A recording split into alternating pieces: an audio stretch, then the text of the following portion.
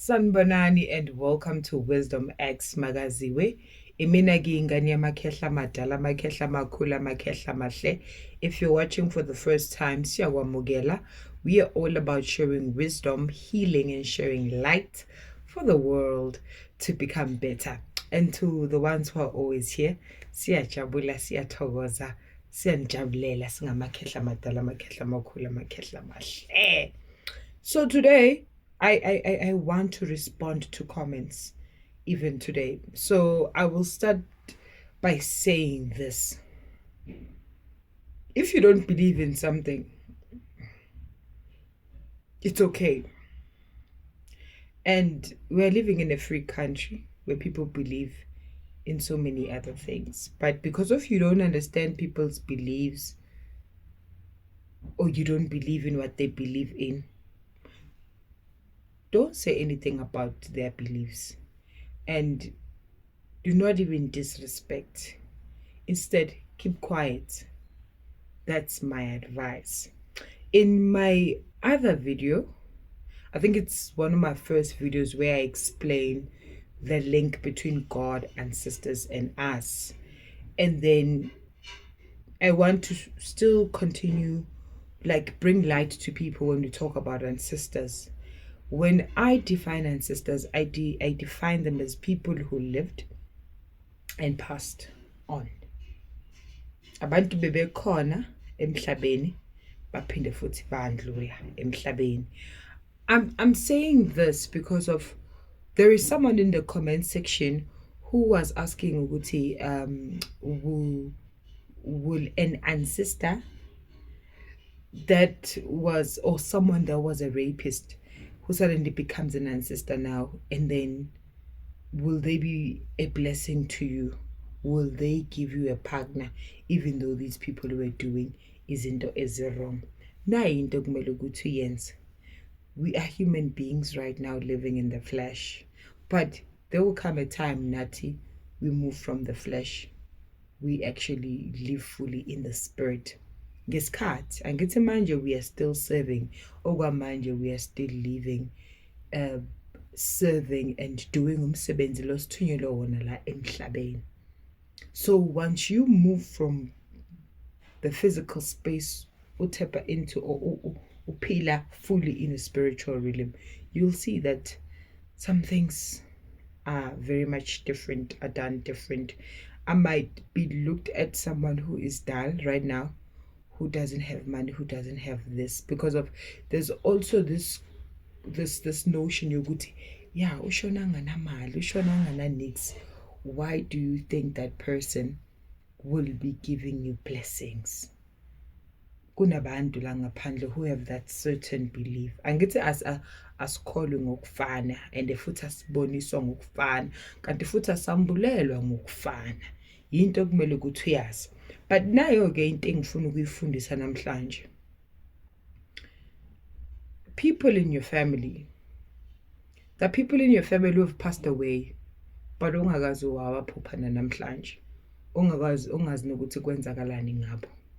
There are people in your family who have passed away doing wrong things. Kunabantu abashone bayenza izinto ezirong ngaphansi kwekhaya lakho. Kunabantu ngaphansi kwekhaya lakho who were gifted, spiritually gifted. Abantu bebesiza abantu, bebehila abantu, but they were gifted in your family. And those people have passed away. Some of them you know them, some of them you do not know them. Because of mozovukelwa yingilosi or mozophakanyelwa isithunywa. A lot of people will think that it's their immediate grandparents. Kanti cha, it's not your immediate grandparent. Akusulo shone izolo ukuthi uyamazi ukuthi ugogo wakho lo ozala umamako ucabanga ukuthi uyena. Cha. For instance, mina izalukwazi engihamba nazo, they are beyond. Akusizona izalukwazi engizaziyo, izalukwazi engiyibone ezithombeni ukuthi umama kagogo wami lo okhokho labe ngihamba nabo who were gifted.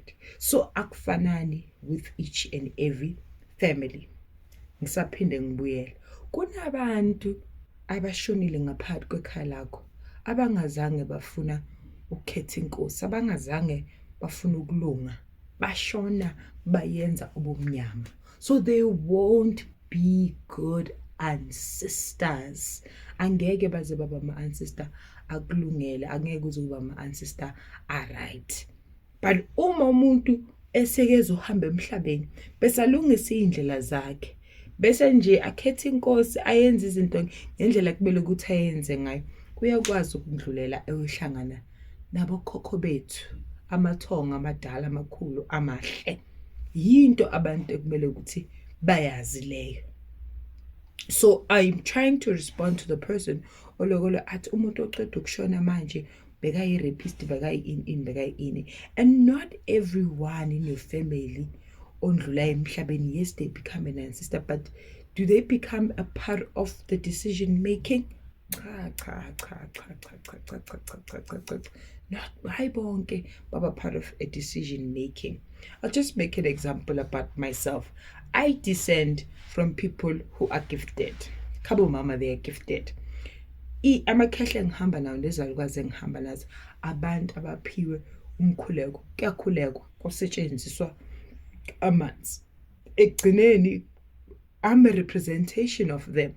When I pray, I connect directly to God, but God shows me them as my angels because of even the messages I get about my life now and about things that I should expect. They come through elders, abantu abadala. Thola ukuthi ngithi hayibo ngiphuphisa alukwazi sithi 1 2 3 4 5 kodwa angisazi lesi salukwazi. Akusiyena ugogo wami engimaziyo unqo. Esinye nje isalukwazi engingasazi kodwa sibe singitshela nje unqo. Ikhehla akusileli ikhehla engilaziyo elashona recently. Ikhehla elinye engingalazi kodwa malifika linginika umthetho, lifika lingibonisa indlela, lingikhomba indlela, lingibonisa indlela okuyiyona yona ekumele ukuthi ngenzeni ngiphile. And you become the chosen one by God and your ancestors because of why you are chosen spiritually.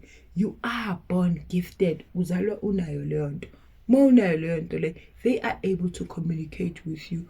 They are able to direct you so that you can direct the people in your family. Injalo nje, injalo. So that is my connection. That is my belief. Ngila ngikhona umveli nqangi kanye nezidalwa zasekhaya ezingibekela ngimi khona. If you still want more understanding, go to my previous videos because of I explain ukuthi uNkulunkulu ikhaya nekhaya uliblesse ngendlela yalo. Siphiwe and siphiwe differently as human beings. So to the person osazibuza ukuthi hayibo umuntu nje bekayi-rapist, umuntu bekayenze vele lo bekayenza into ezi-wrong, angeke vele azabuye ayenze izinto ezi-right engafunanga ukulunga asaphila. Umuntu kumele alungise iy'ndlela zakhe asaphila, ngoba mesendlulile uzoba uhlupho kunina.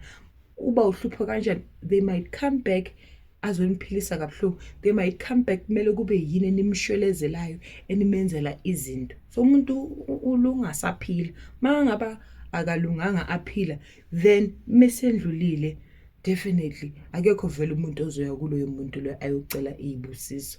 And when you go to those graveyards, you go there to clean. You don't go there and ask for what? For blessings. You go there clean. Sometimes you go there to just vent and just talk and just, it's another form of healing when you go there to say, ish, angikho right. You just feel like talking. Mawucedile uzihambele. Izinkolo zethu azifani. I also want to talk about le ndaba yemali because of people like materializing things ukuthi why would you go to someone obekanganamali? Ushona nganamali lo muntu and all of those things. Can I tell you, there's someone in my family who passed away. They were employed, but they were not wealthy. They were not the wealthiest person, but guess what? They were gifted. They were gifted. They had so many blessings. they were gifted in such a way that they pass away, we buried them. Then after some time, as I continue to pray, as I'm moving along in my journey, I see this person in my visions. But every time this person comes in my visions, they come with light. They come with some form of protection. If I'm fighting, that person will be there to assist me with the fight. If they show up first. So uthini ke manje?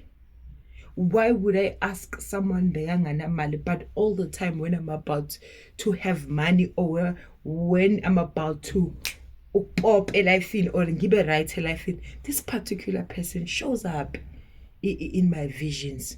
But my kusasa lam vele ziyamporma kumnandi nje kumnandi, they will show up and say, I will dream of this person doing shopping with them. And then I'll say to myself, I go, as in prepare genzi shopping, like buying new clothes, all of those things. Every time this person man game born, it's either we are somewhere having fun, buying things, the person is giving me money, coins, or if I go konjalo, I'm in a battle, I'm fighting, but the person is showing me ukuthi hayibo nangumuntu okucindezelayo omangilwa uyangisiza silwa sonke sigijima sonke sisonke empini. So I'm trying to bring light to the person who just asked about ancestors. I couldn't just let that comment slide because I'm trying to bring light to people. Umuntu eshona ayenze ububi akahlambulukanga loyo muntu loyo. Ukhethe ukuhamba angayenzanga angalungisanga izinto zakhe. Kodwa umuntu ozoshona kulungile kulungisiwe waxolisa wakhuluma washweleza wakhuluma. There are people before they die and say, can you please call so and so. Ngibizele nabantu aba specific. Mani babiza labo bantu laba aba specific usuke ezohlambuluka ezokhuluma isifuba sakhe. Uthina kuyaxoliswa ukhuluma ngikenze kabi and all of that. Bese ke umuntu okhona ahamba kahle. So that when they arrive on the other side, they welcome them with the beautiful and warm hands and open hearts. Ngoba sometimes abanye abantu bayahamba kanti isikhathi sabo besingakafiki ukuthi bahambe. Guess what? Thina siyabona ngokomoya. Ufike lapha ubhekiswe move ukuthi uyabona ukuthi ushiyeni. Can you see ukuthi ushiyeni? So what do you expect ukuthi kumele kwenzakaleni lapha? Ufuna ukuthi kwenzakaleni lapha? Those people thola ukuthi umuntu bathi akalelanga uguqile. Awulelanga vele, you are not at peace. You still need to look back. You still need to come in the spirit and make sure that things zenzakala. But with God's allowance, if uNkulunkulu uyavuma, then bese ke konke kuhamba kahle. It's like when I pray, ngibiza yena uNkulunkulu umveli nqangi somandla. I pray. But when I'm about to get communication, I understand that communication can come in the form of people abasekhaya who have passed away. I can get communication through people, random people. I can get communication through my thoughts. Basically, uyena umveli nqangi who allows amathonga asekhaya, my ancestors, laba engiphuma kubona, laba engiqubuka kubona, uyena olawayo ukuthi kube ne-communication between us. If mina ngithi ngiyalala ngivuka abantu basekhaya bashonile bengitshela izinto bengibonisa indlela ukuthi kumele kube u1 kumele kube u2 kumele kube u3, ngilale ngivuke ngibonise ngitshelwe yonke into, ubani ovumile. Ngoba when I pray, I don't even call my surnames. I don't call my grandmother's name and say, hey. No. My connection with God is just divine. I just call upon God and bese kuba uyena ke umveli inqaki. That is why when you look at the videos, omunye would say mina ngiyibonela isalukwazi, omunye athi cha mina ngizibonela ikhehla.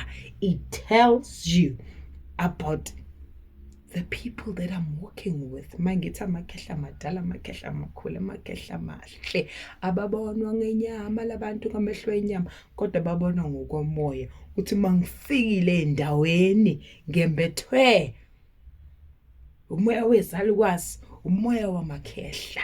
Nami ngiyazibona ukuthi hayi abana ke manje isalukwazi sivukile, hayi abana ke manje ikhehla ukuthi livukile. So to the person who's confused, who's saying, yo, I'm ancestors and all of that.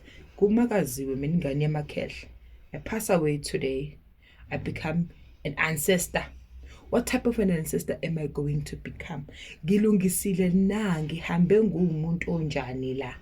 Mangiyangale, will I be even able to communicate or try to help or ngibe usizo in the spirit? Maybe yes, maybe no, because of our izenzo zami. It's like people abahambe bathakathi. Obvious, angeke ube ingilosi and ngeke ube ancestor eli right, because of you come back home and you want to terrorize everyone. So do you think people will go to your grave?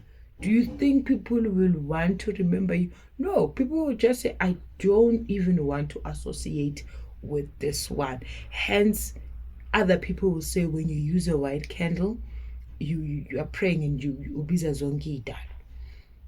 You understand? Bese bazokutshela ukuthi you bring other candles, specific candles, maybe a yellow and a blue one, to speak to those specific ones directly. But mina ke angilokolo ngithi ngikhetha lesi sidalwa ngikhetha lesiya isidalwa. Ngikhuluma nomveli inqangi straight. I communicate with God, my maker, the one who created me in my mother's womb. After communicating, he's going to respond to me and say, buka, nazi izinto ekumele ukuthi ziyenzakala. And I do them so beautiful and I do them so nicely. And then my immediate grandparents, yibona bazovela ngokomoya. Njengoba ngishilo ukuthi when you are gifted ngokomoya uyabona, yibona bazovela bese bathi, kani yamakhehla, yazini uyisibusiso, siyakubonga kanti futhi siyakuthanda. They will always show up to say, you're doing so good, and that only just warms my heart. Ukuthi uyazi ukuthini, ake ngihlale enkosini, ake ngihlale ngibambelele. Let me just hold on to God, because of He is for me and He is for you too. If you just open your heart to Him, uzokubonisa indlela okuyiyona yona ekumele ukuthi uyiphile. Akube ubumbano nozwano nothando ngaphakathi kwamakhaya wenu. I love you so much, guys. Mwah.